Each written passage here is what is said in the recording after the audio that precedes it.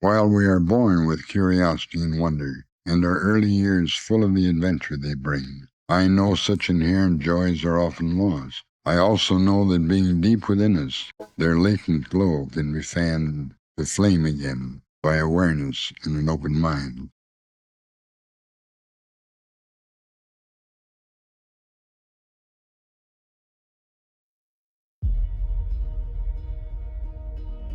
I've always cherished my trips to the hills. Among majestic peaks and tranquil waters, I used to escape a hectic existence, to slow down, reflect, and rediscover the simple things in life. However, despite life being lived at a more relaxed pace these days, I now realise that I had been taking our recent trips at face value and perhaps hadn't been using them to reset myself to the same extent as I used to. Our latest trip to a truly special haven changed this. It was a place where relaxation, reflection, and re-evaluating all manner of things came so naturally. And its shoreline rock pools and coves encouraged us to rediscover the long-forgotten wonder and carefree nature we last had as children.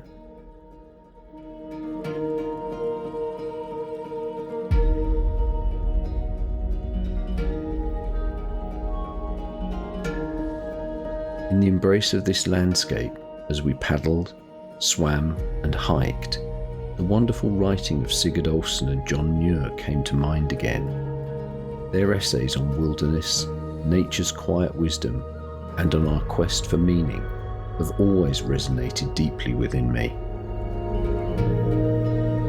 Never had Sig's reflection struck a more profound chord than when we paddled our own canoe for the first time, sitting silently as we watched the sun greet the mountains as a new day dawned.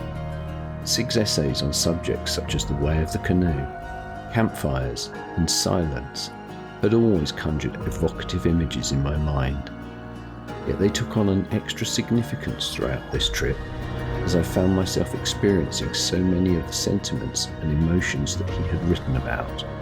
With each passing day, I had begun to understand what had driven him to seek out the special place of introspection and tranquility that he called his listening point.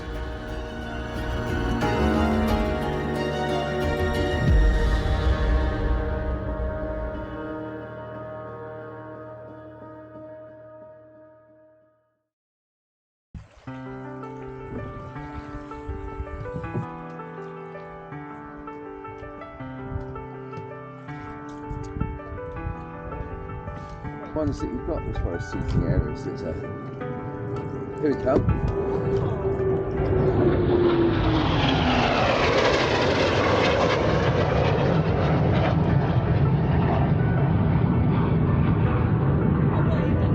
Guess it's not the camera going. It was on our last trip to Loch Awe that we first encountered a Canadian canoe. Beneath our boathouse lodgings was what I now know to be an oil tanker of the canoe world. Just gently touching it and kissing it, as it were. I'm just going to push us up now. That's okay, that's only me. A hefty 48 kilo, 4-person craft that we could hardly carry down to the loch's edge. However, we loved it. And so began hours of research and transatlantic conversations. Those exchanges resulted in an ultralight, swift tandem canoe being ordered from Bill Swift and his team in Ontario, Canada.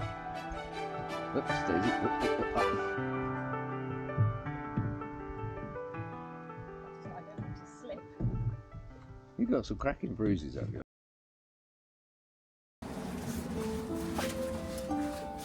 As with so many projects these days, things are rarely straightforward. As our trip north approached, we waited anxiously, wondering if weather in the Atlantic and His Majesty's Customs and Excise would play their part. Miraculously, everything fell into place, albeit a little closer to the wire than I'd have liked.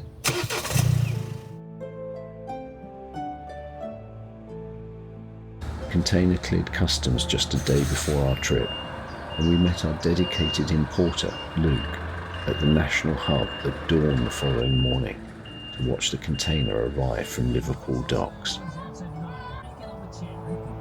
Oh, I say! Exciting, look at that! Custom engraved. That's amazing. Simon came up with the design.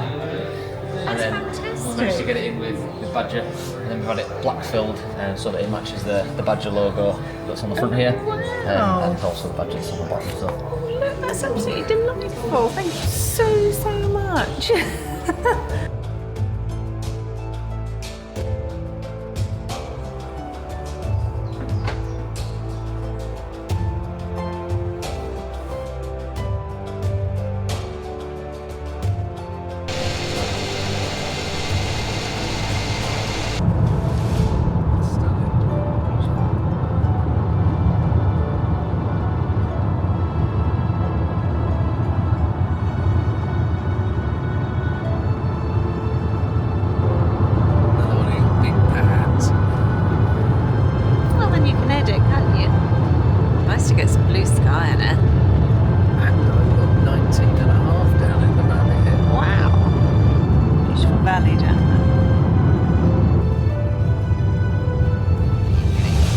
Hours after strapping our new canoe to the top of the adventure bus in Manchester, we were in familiar territory.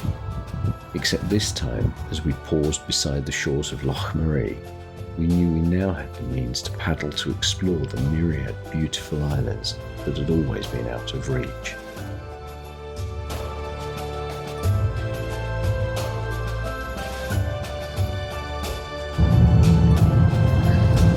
Wow, that's beautiful. That's amazing. A short scenic drive from Loch Marie finished with an enchanting track down to our waterside cottage at Arrowdale, our home for the next 3 weeks.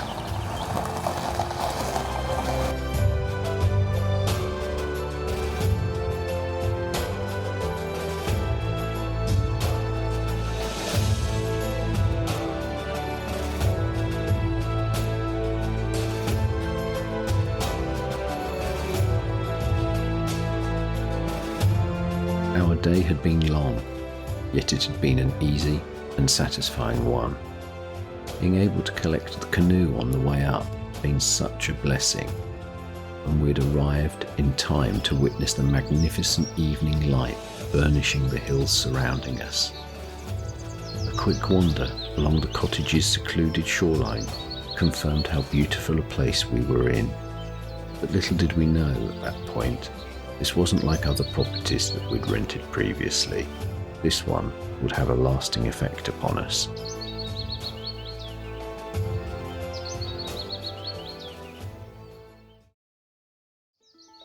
Nestled on the shores of Loch Shieldaig, with Torridon's majestic peaks and Loch Marie as near neighbours, Arrowdale is set in a spectacular location. Or that big, and then you can make a decision there. With evocative World War II sites to explore nearby, and beautiful deserted sandy beaches within walking distance, we had plenty of options to occupy ourselves. It's up to you if you don't want to, but we've got to try and get the bow in somehow. Yeah. I mean, I think that's just the way it is. It's why we bought the shoes. It's why everybody does it. Right, now pop it down. Floats. There it goes. However, on our first day, we chose to stay close to the cottage. Eager to get our new canoe into the water, we kitted it out and launched from a nearby cove to paddle around the islands in the bay. Is it nice and gentle? That's the rhythm. And then you get consistency, and then you'll go straight. If I'm matching you, we've got a chance of going straight then.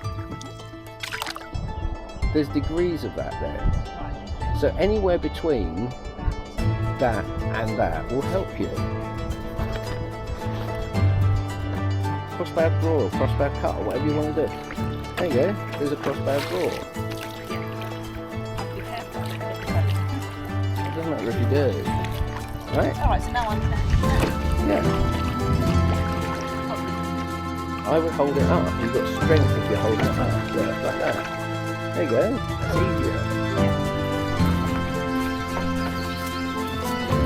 Wouldn't have been able to do this without 40 kilos.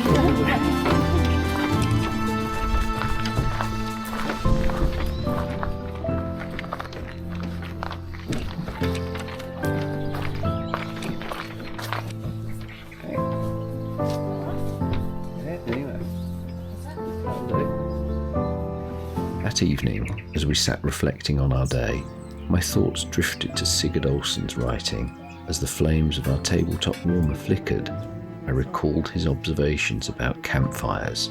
An open flame suddenly changes an environment to one of adventure and romance, he said. We see the future in leaping flames, making plans in their enchantment, which in the brash light of day seem foolhardy. In another of his essays, he observed, "When the moon shines full, I am filled with the urge to range valleys and climb mountains. At such times I must escape houses and all that is confining."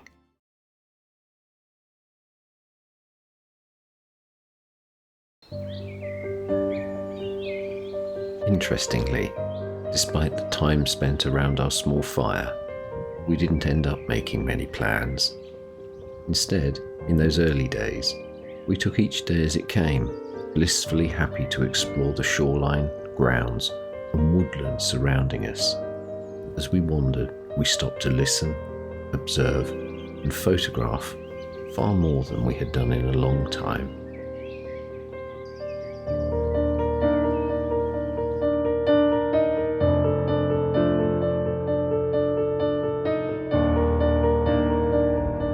Although our days were varied, we noticed that we had begun to develop a bit of a routine.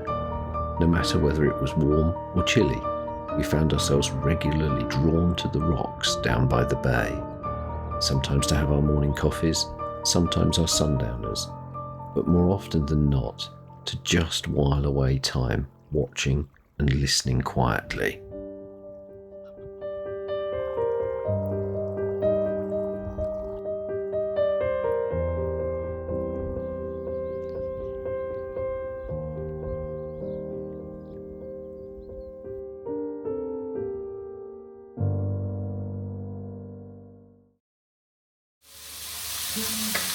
Getting the hang of which way the canoe works.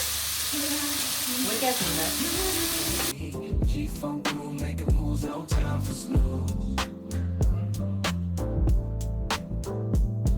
Got the funk in my soul, breaking out of control. Smooth like silk, rhymes like milk, can't you feel the thrill? In the city streets where the funk meets the concrete, pumping that bass with a smile on your face. Giving you a taste of the West Coast.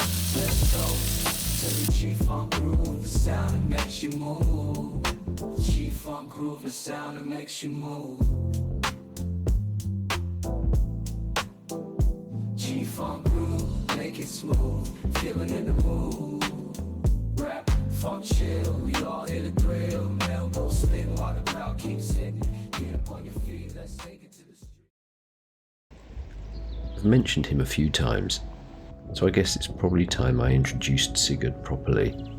Born in Chicago, Sigurd's love of the wilderness began after his Swedish father moved the family to the shores of Lake Superior, where he spent much of his youth fishing, hunting, and exploring the lands and waters around his home. After graduating, Sigurd taught biology in Ely, Minnesota, where he also ran an outfitting business during the summer months, serving the Boundary Waters, a wilderness he grew to cherish deeply. In 1936, he became the Dean of the Community College, a position he left in 1947 to focus upon writing full-time, something he'd been doing since his early 20s. However, it wasn't until 1956, at the age of 57, that his first book, The Singing Wilderness, was published. It instantly became a New York Times bestseller. Over the next 30 years, he wrote numerous magazine articles and 8 more books, including Listening Point. The fact it took until he was 57 for his dream of having his writing published to come to fruition has always added another aspect to him in my mind's eye. He was somebody who never gave up.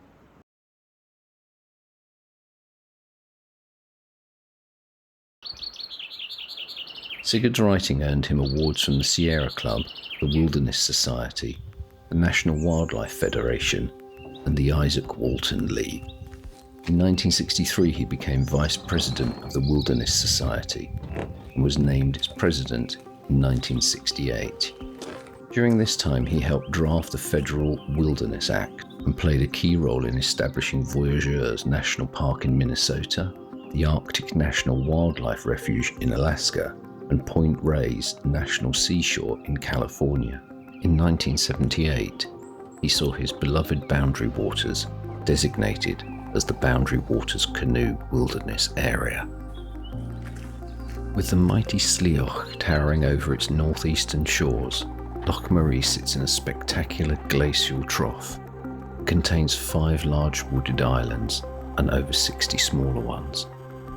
With the majestic mountains surrounding it, its wildlife, and the islands, it's a magnificent place to paddle, if the weather gods are with you.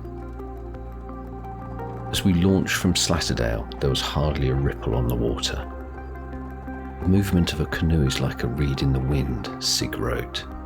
Silence is part of it, and the sounds of lapping water, bird songs, and wind in the trees. It is part of the medium through which it floats, the sky, the water, the shores.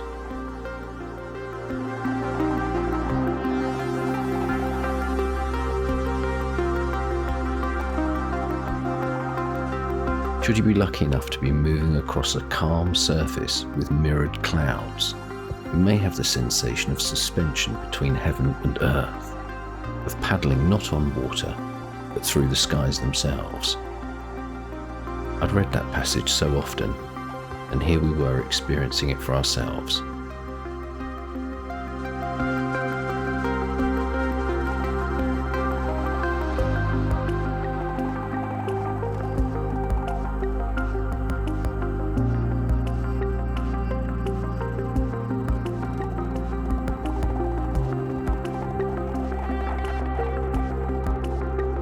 Among the islands on the loch is Isle Marie, a tiny wooded island with an amazing amount of history and some wonderful legends. The island has been used as a religious site by Christians and pagans, and there are clues that it was even an important druid site. The selection of trees on the island is different to the other islands, with there being many old oaks and holly trees, whereas the other islands are almost entirely Scots pine. For an island to have such ancient oaks and holly trees is a sign that this was an important place for druids.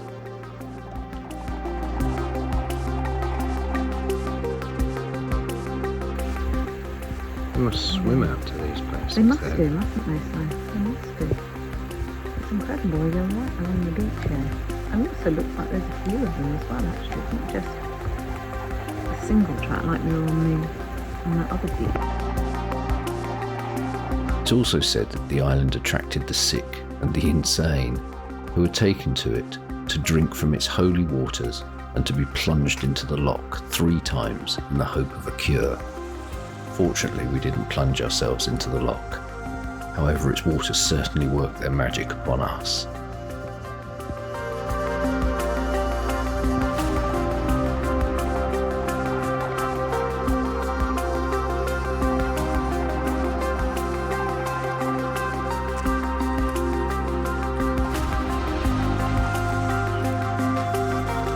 The Loch Marie Hotel that we'd seen from the canoe earlier received a knock to its illustrious reputation in August 1922, when 5 visitors sadly died of botulism poisoning after eating duck paste sandwiches. As the hotel still holds the unenviable label of having been the location of the worst botulism food poisoning tragedy in Britain, we returned to the picnic site for our breakfast, just to be on the safe side.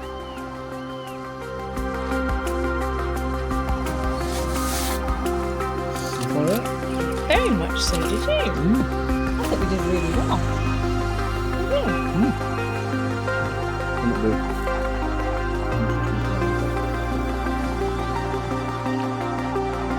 Once again, we found ourselves down at the foreshore rocks at the end of the day, reflecting and contemplating while sipping our sundowners.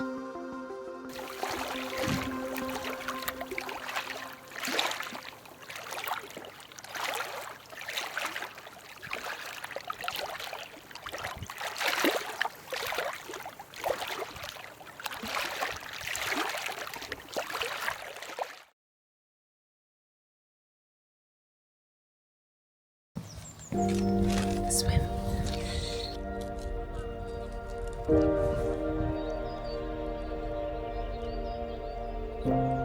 A common theme underlying much of Sig's writing was that so many of us have broken our connections with the natural world. During his time as a canoe guide, he'd frequently seen how city dwellers were rejuvenated by just a few nights in a tent. He believed that materialism and technology beats us into neuroticism and changes us from creatures who once knew and appreciated the vastness of open spaces into uncertain beings drowning in the cacophony of frequencies and noise of our cities and towns. In wilderness, people can find the silence, solitude, and the non-civilized surroundings that can connect them once again to their evolutionary heritage, and through an experience of the eternal mystery can give them a sense of the sacredness of all creation, he wrote. I think he was right.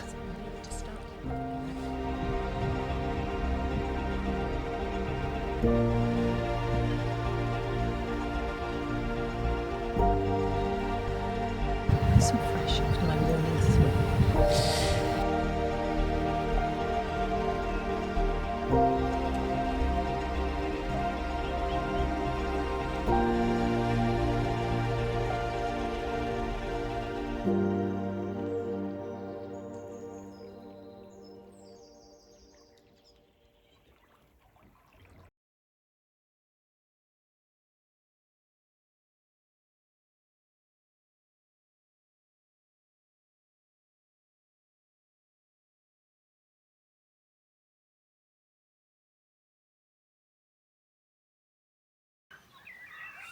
Another passionate advocate for the preservation of American wilderness was the Scottish-born writer and environmental philosopher John Muir. His letters, essays, and books have been read worldwide. Following John's suggestion that of all the paths you take in life, make sure a few of them are dirt, we swerved using the van and decided to set out directly from the cottage to explore the remote area behind it. Although there are numerous well-known peaks and trails nearby, setting out on foot instantly transported us into a wild and stunning landscape. With the mighty mountains of Torridon as a dramatic backdrop and a delightful watercourse to follow, we wandered contentedly on old stalkers' paths to the remote Loch Kennevach.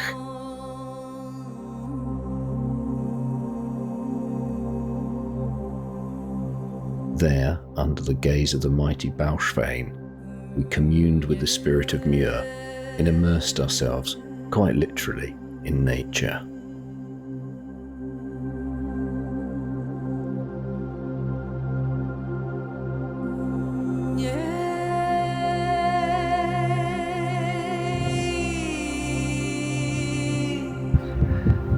I just want to go skinny dipping in. First, tick the box. The things you do when you're 60. Enjoy that? I loved it. Liberating. How can I not love it in this beautiful sunshine? We've got beautiful mountains, wonderful open.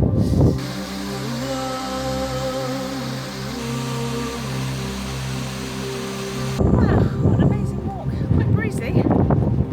Very invigorating. As we had laced our boots that morning, I had recalled one of John's essays, in which he said, Thousands of tired, nerve-shaken, over-civilized people are beginning to find out that going to the mountains is going home. Wildness is a necessity, and that mountain parks are useful, not only as fountains of timber and irrigating rivers, but as fountains of life. That was written in 1901. Back at Arrowdale, I also had to agree with another of his quotes. In every walk with nature, one receives far more than he seeks. Would you like your beaker refreshing? My beaker refreshing, and I shall provide Gourmet snacks. gourmet snacks. It's beautiful.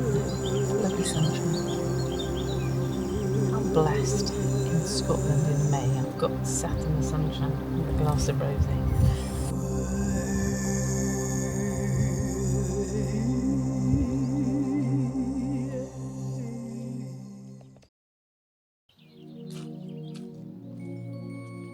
With the weather gods continuing to be kind to us over the next few days, we again found ourselves drawn at some point each day to the haven of our foreshore rocks. There we found ever-changing vistas, tranquility, and so much to discover. It also yielded water-based activities if we were feeling energetic. Someone who would have appreciated what that spot offered was Sig. In his book, published in 1958, titled Listening Point, he described his own special place.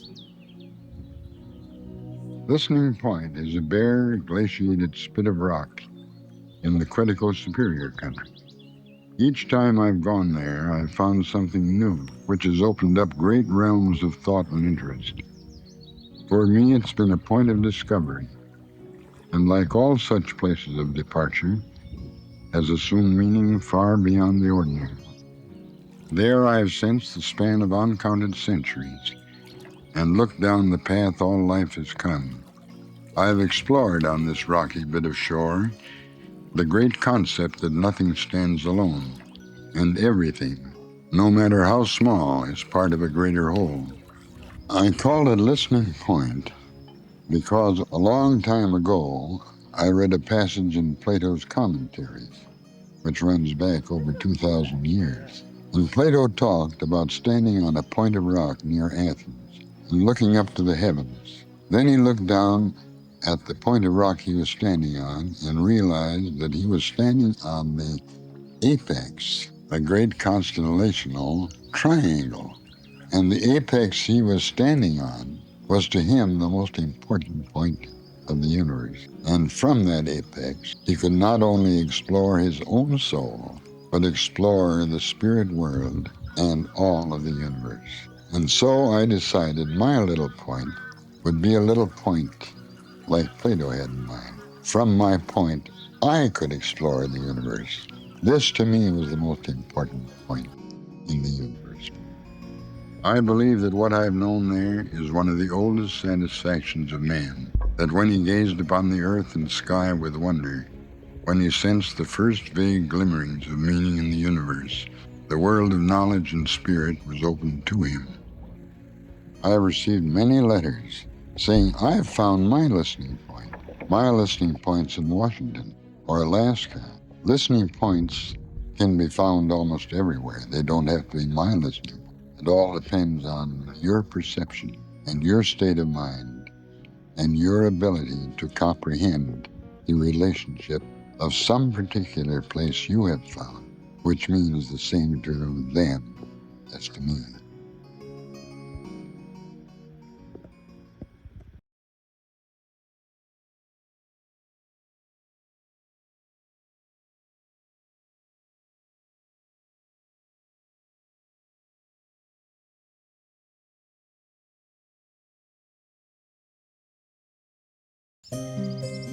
Returning to Loch Marie to explore more of the islands, the words of a poem I'd found while researching the unusual story of Isle Marie after our last paddle echoed through my mind.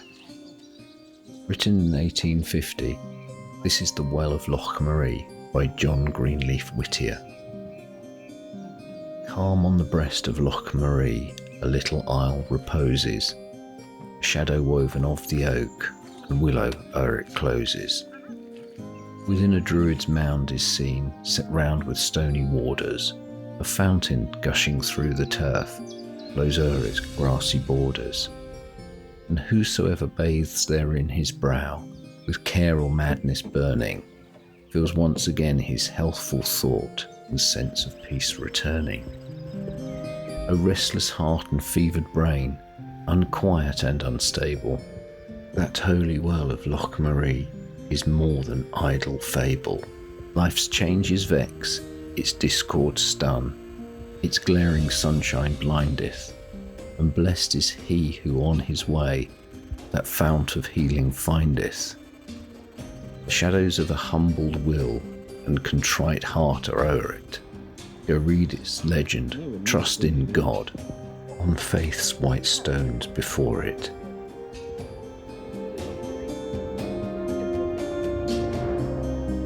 And how that's changed now.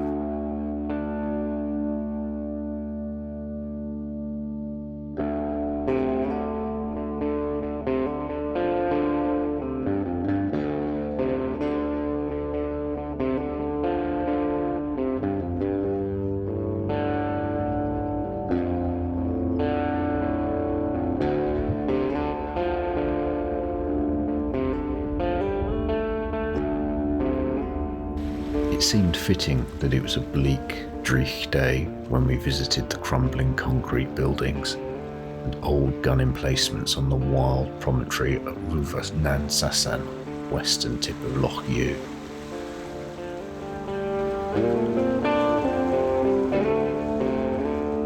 Between 1941 and 1945, Loch Ewe was the main strategic military base for the Arctic convoys of World War II.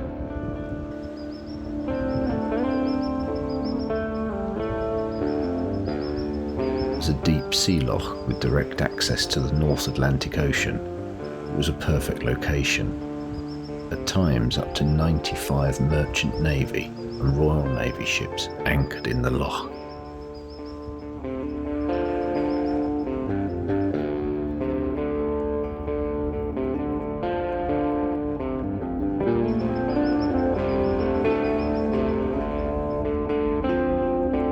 This is also the site of the Arctic Convoy Memorial, unveiled by the Russian Convoy Club in September 1999.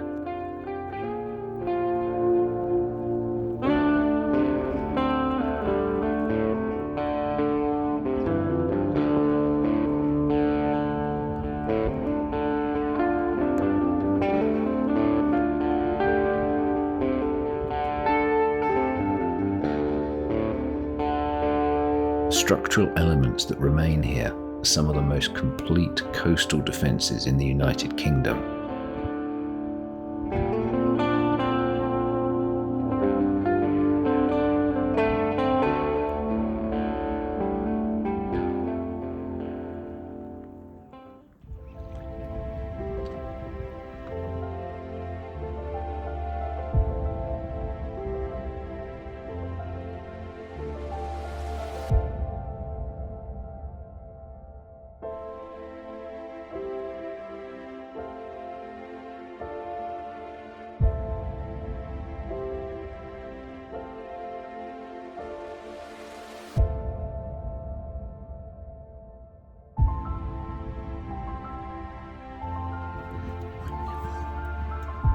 What? Lovely to swim. Marvellous. Now for a gin tea.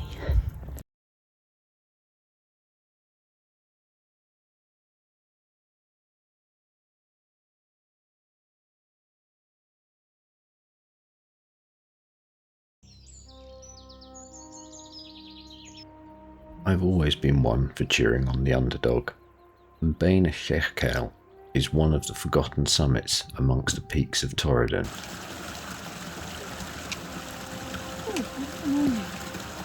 Sitting in the Flowerdale forest at a height of 752 metres, it is towered over by its lofty neighbours, but we'd read that as well as stunning views, it offered solitude and tranquillity, as most other hikers flock to the more well-known peaks.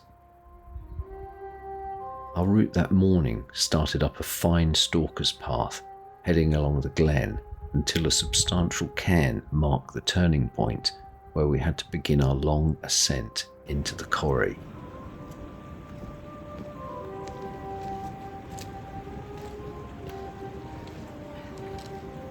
Oh, I'm making it to the top.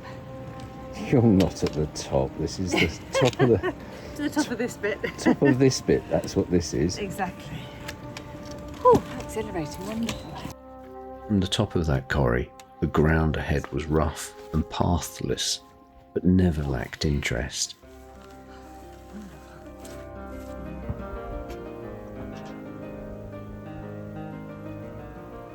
And that lady was right. The views on the way up are spectacular. Blimey, do they open up?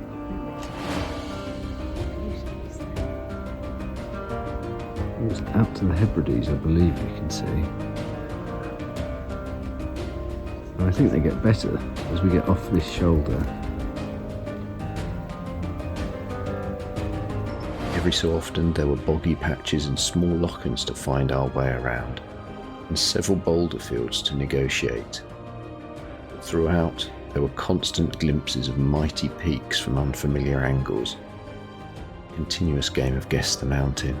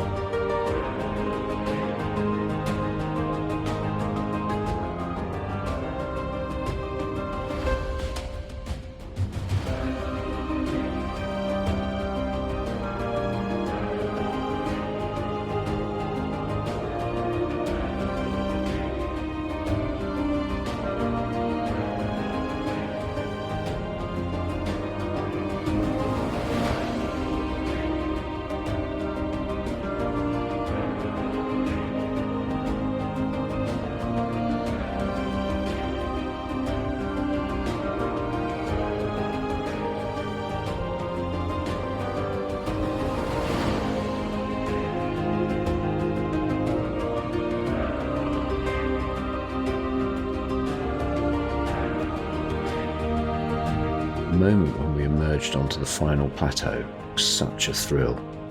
We paused for a few moments to take it all in before heading to the western edge and the big summit cairn perched above a precipitous face.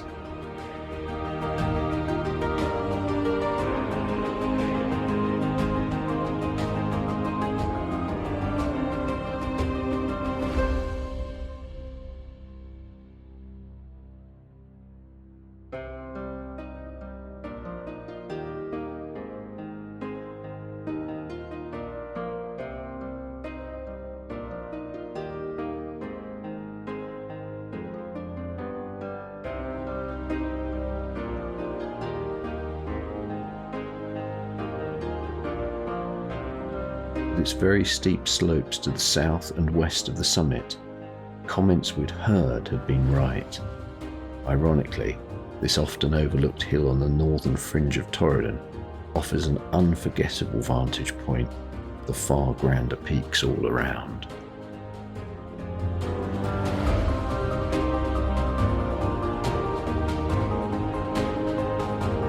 The roster of peaks that surrounded our summit contained some of Scotland's greats, Ben Anoin, Ben Dearg and Ruistack Moor.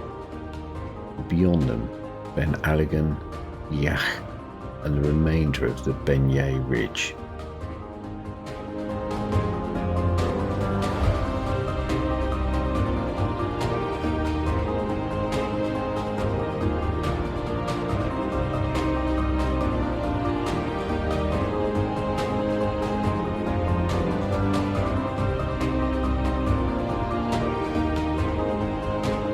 Bain has the most remarkable summit plateau, a long flat sandstone runway littered with hundreds of freestanding boulders.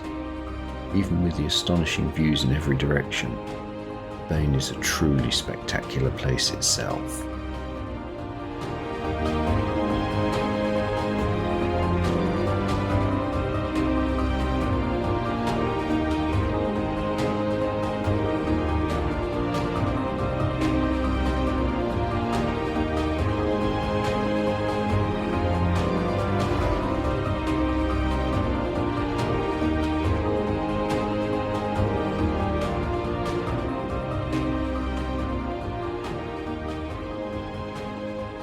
The emptiness of the glen below the summit cairn was stark. The light picked up every silver vein and pool as the pure waters found their way to the mother stream to snake down to the loch and islands we had explored previously.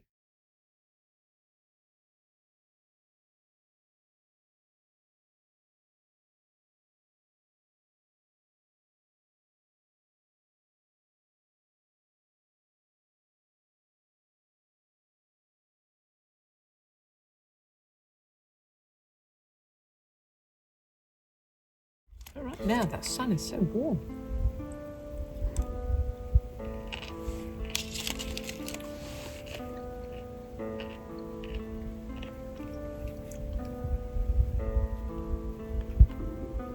Perfect lunch spot.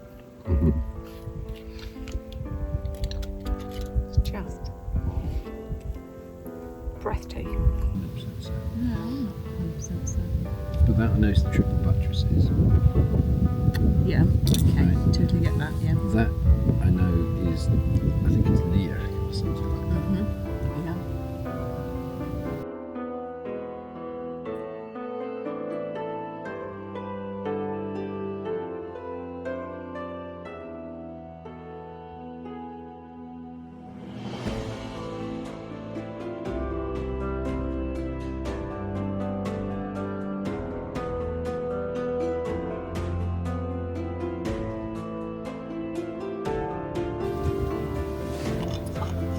Halfway stop on the way down, can't we? Yeah, we've only done 4.6 miles. I know it feels a long time-wise walk up, not necessarily long distance. Yeah.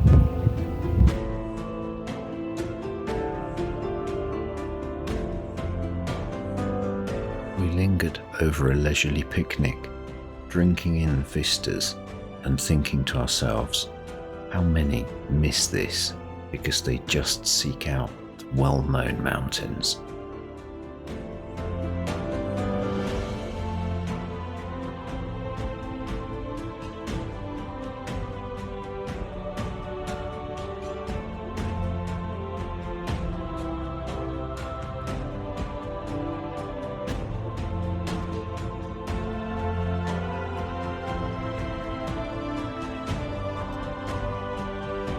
Even on the descent, the views kept coming.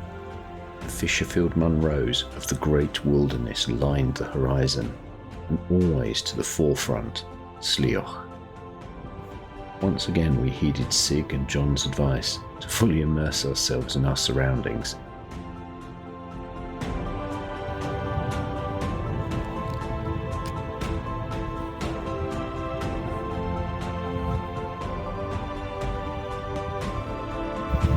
You cannot beat the Highlands, can you? Following a post-dip afternoon tea on the hill, we reluctantly headed back to the van and a well-deserved cold beer.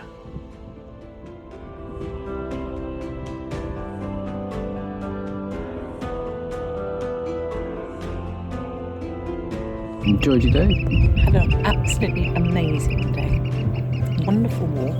The weather has been amazing. How lucky are we? And I am sat in the sunshine. Don't forget the beer. Well, of course I'm down here with a beer. But enjoying the sunshine, a beer, and a very rewarding walk. So.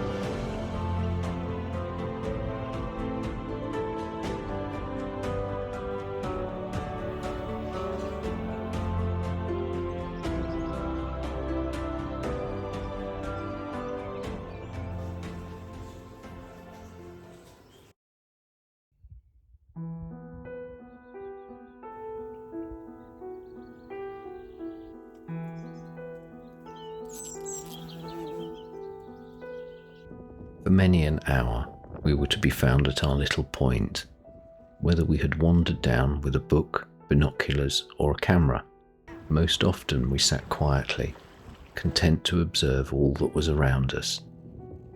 If we needed to speak, it was never aloud, but in whispers, because in such precious places any noise would have been sacrilege. And, much as we had learned from our guides in Africa, Mama Nature tends to reward the patient and the stealthy.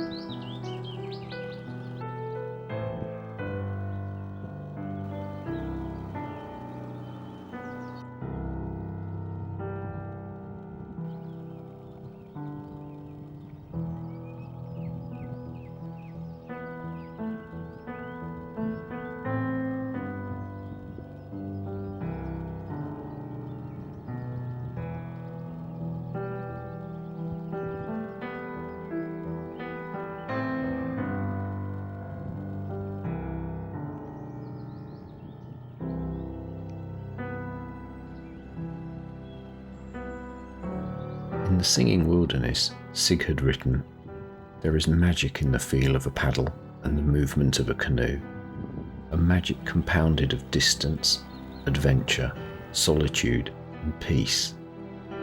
The instant a man dips a paddle, he flows as it flows, the canoe yielding to his slightest touch, responsive to his every whim and thought."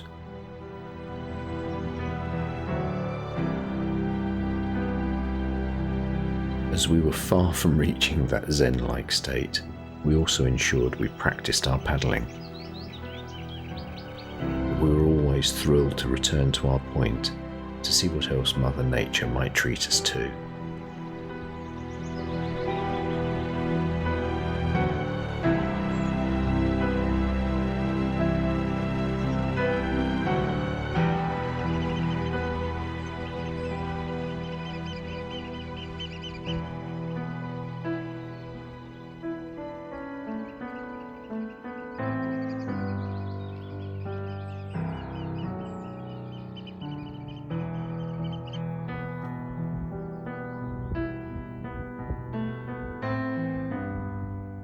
But it makes so much sense now when I see Keenan do that kind of, you know what I mean? I watch him do. Turn his hand down quite deliberately. Yeah, and that's a corrective. Yeah. And I'm not Captain Cocky, I'm just practicing. He's being mean.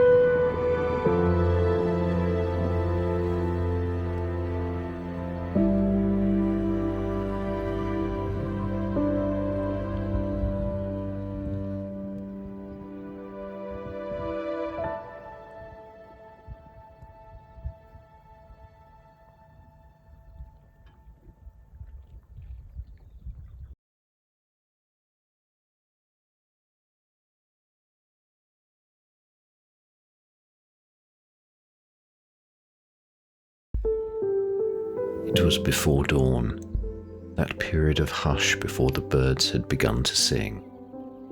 The lake was breathing softly, as asleep, rising and falling. It seemed to me to absorb like a great sponge all the sounds of the earth. It was a time of quiet, no wind rustling the leaves, no lapping of the water, no calling of animals or birds. But I listened just the same, straining with all my faculties towards something, I knew not what, trying to catch the meanings that were there in that moment. Standing there, I felt alive, more aware and more receptive than ever before. A shout or movement would have destroyed the spell. This was a time for silence, for being in pace with ancient rhythms and timelessness, the breathing of the lake, the slow growth of living things. So wrote Sigurd in the chapter in the Singing Wilderness. And again, as we paddled out that morning, we were experiencing for ourselves the watercolour his words had painted in my mind.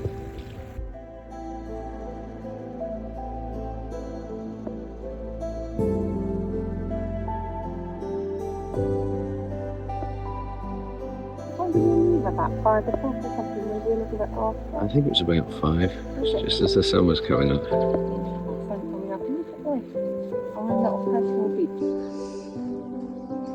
You preparing me a nice breakfast? Porridge.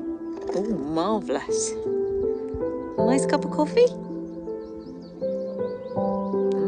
What kind of porridge? Marvellous. Amazing morning.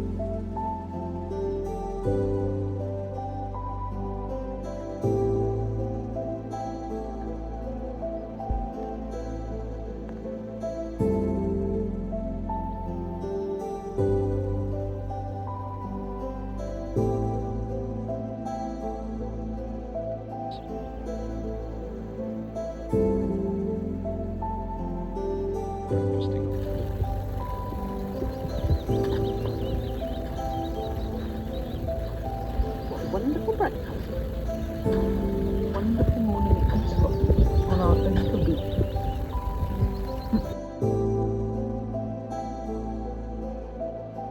Our days at Arrowdale had become so much more than a holiday at a picturesque retreat.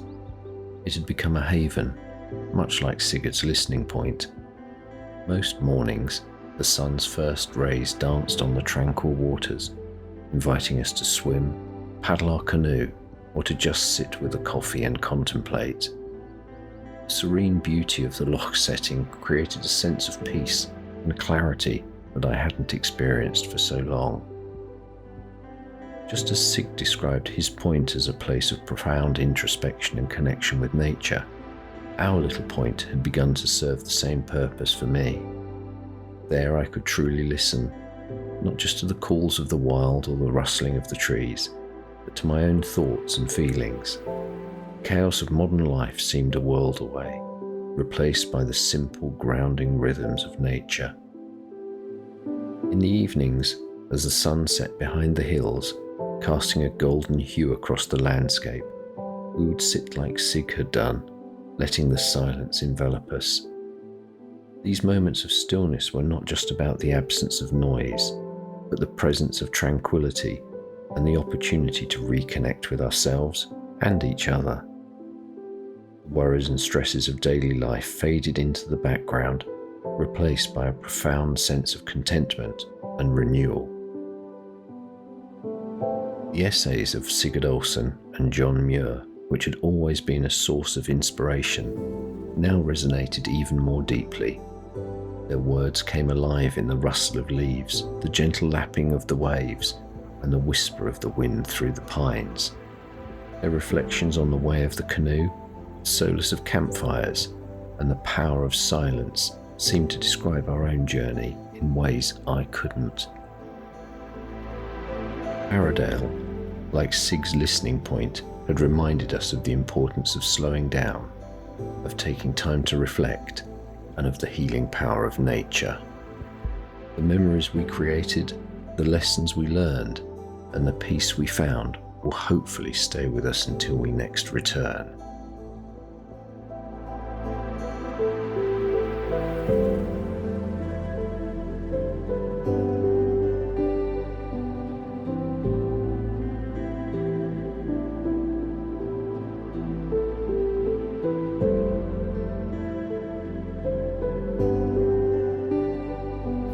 I just don't suppose you can call a rescue a stowaway, can you?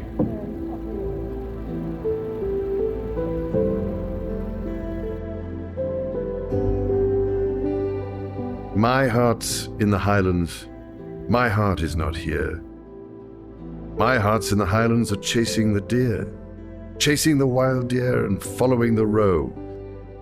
My heart's in the Highlands wherever I go. Farewell to the Highlands, farewell to the north, the birthplace of valour, the country of worth. Wherever I wander, wherever I rove, the hills of the Highlands forever I love. Farewell to the mountains, high covered with snow. Farewell to the straths and green valleys below.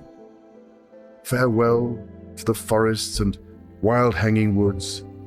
Farewell to the torrents and loud pouring floods. My heart's in the Highlands. My heart is not here. My heart's in the Highlands, chasing the deer, chasing the wild deer and following the roe. My heart's in the Highlands, wherever I go.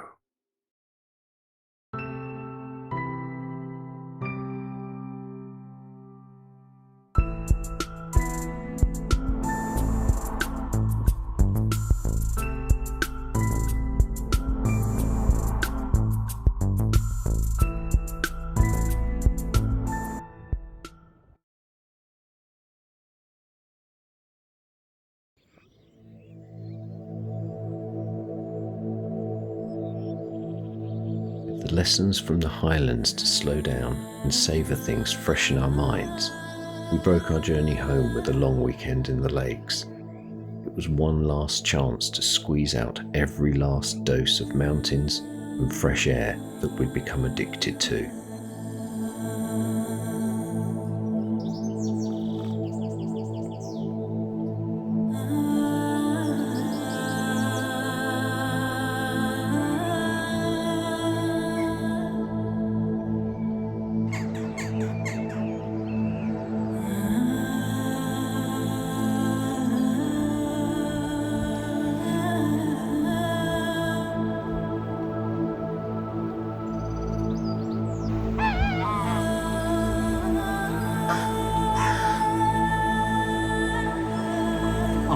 They've kind of forced their way in last year, and they brought 5 little ones in, the pair, and one on his own jumped on my shoulder.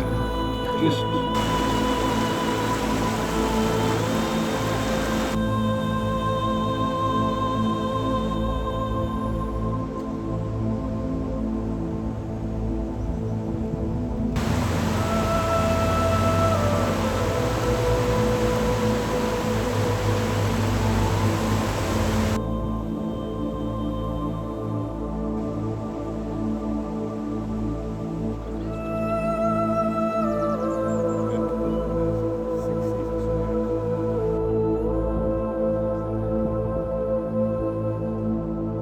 memory lane.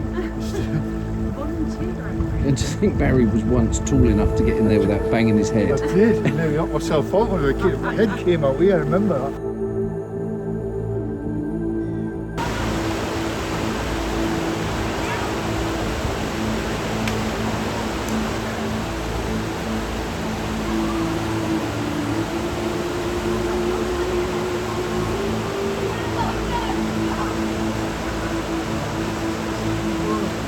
Yes, I know.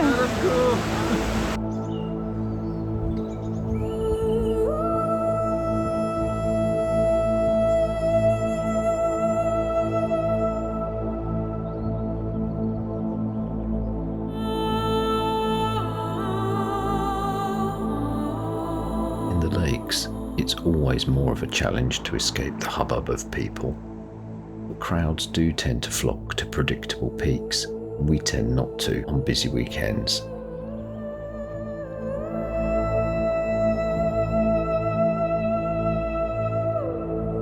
After an early breakfast, we headed off in the opposite direction from the popular areas, towards a peaceful valley and a demanding climb that many avoid.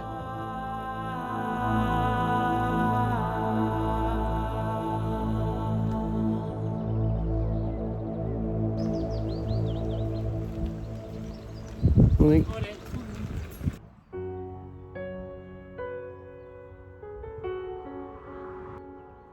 This was a walk I had last done 25 to 30 years ago. Time had stood still. It was still as magical and silent as I remembered it.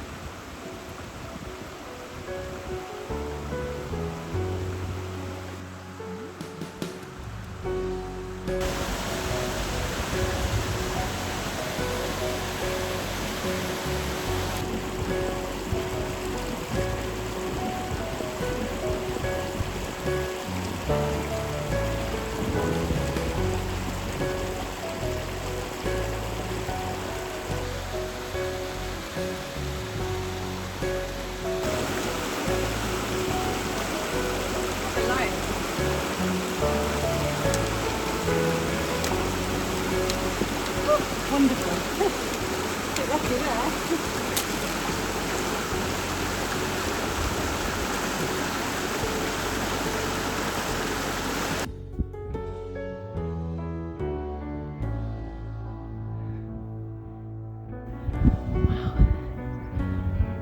Wow.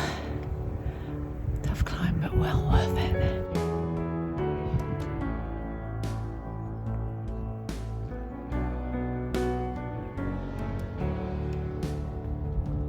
Oh, Mr. Reese, you're working me hard. It's good for you. Oh, it is good for me, but boy, is it tough. Ooh.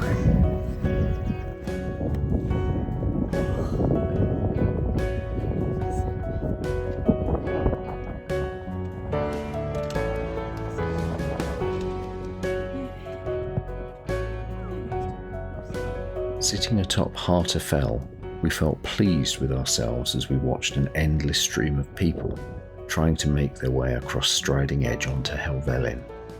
I suppose it's not surprising that so many urban dwellers leave their homes each weekend. However, many are still so imbued with a sense of hurry and need to see everything, they ironically miss seeing and experiencing so much. Their weekends of rushing to pack everything in, probably leaving them wearier than when they arrived.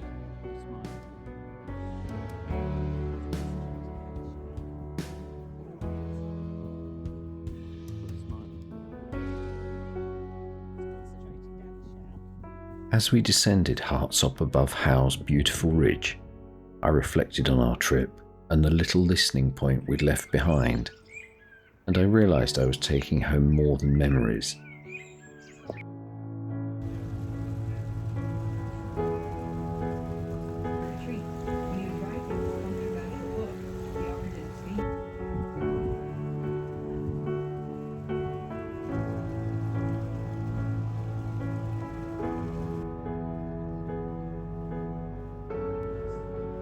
On this trip, there had been lessons learned and rediscoveries made. Observing, listening, and slowing down had ensured we hadn't just done things, we had experienced and been an integral part of them and the wilderness around us. Just as Sig had said we would, if we were open to it.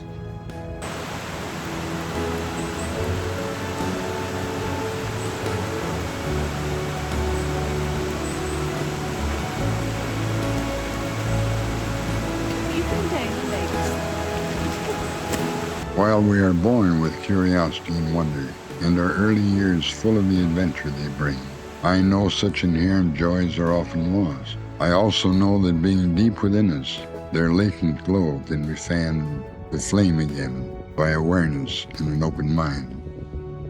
Listening Point is dedicated to recapturing this almost forgotten sense of wonder and learning from rocks and trees and all the life that is found there. Truths that can encompass all. Perhaps we all should find a listening point. We came from the wilderness. Our long evolutionary background proves that we're at one with all forms of life. That the song of the wilderness is something we all listen to. We're all searching for it.